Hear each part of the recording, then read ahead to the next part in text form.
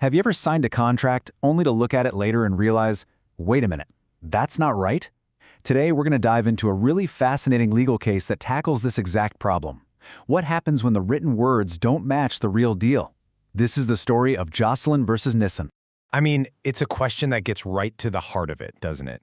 You've had the conversations, you've shaken hands, you both know exactly what you agreed to, but the final document, the one you signed, it's got a mistake. So are you stuck? Is that it? All right, so here's our game plan for this explainer.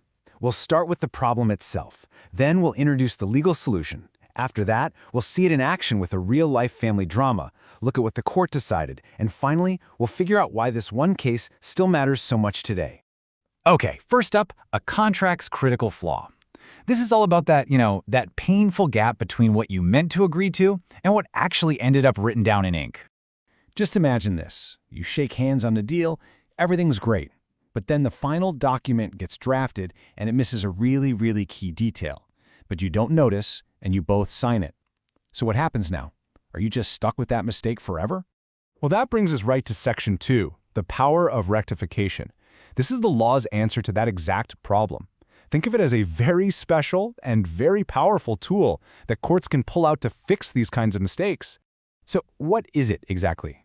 Well, rectification is a legal remedy where a court literally goes in and corrects a written document to make sure it reflects the true, shared intention that both parties had from the very beginning. Honestly, the easiest way to think about it is like a find and replace function on your computer, but for a signed, legally binding contract. A court can go in and edit the document to fix an error, but as you can probably guess, they don't do this lightly. Not at all.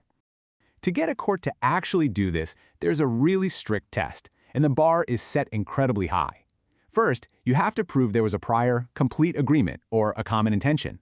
Second, you have to show that this intention didn't change at all, right up to the second the document was signed.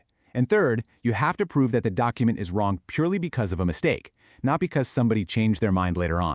So how does this all work in practice? Well, Section 3 takes us to the case that really defined it all, a deal between a father and his daughter that went seriously wrong.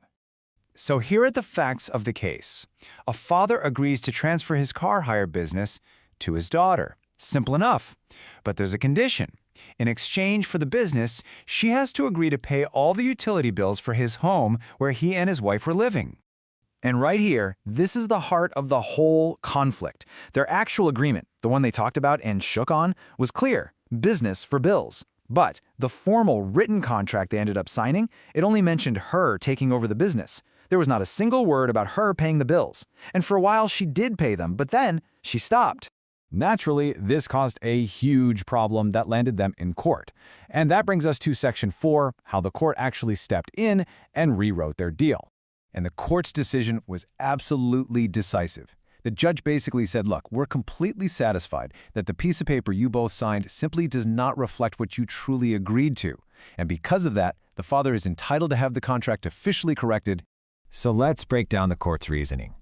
They found that there was clear, compelling evidence that both parties had a continuing common intention for her to pay those bills. I mean, they both knew it was part of the deal. The fact that she actually did pay them for a while was a huge piece of evidence. The written contract was just a mistake, a flawed execution of their real agreement. So it met that high legal test, and the court ordered it to be rewritten to include the missing promise. And that brings us to our final section, the legacy. I mean, why are we still talking about this family squabble from the 1970s?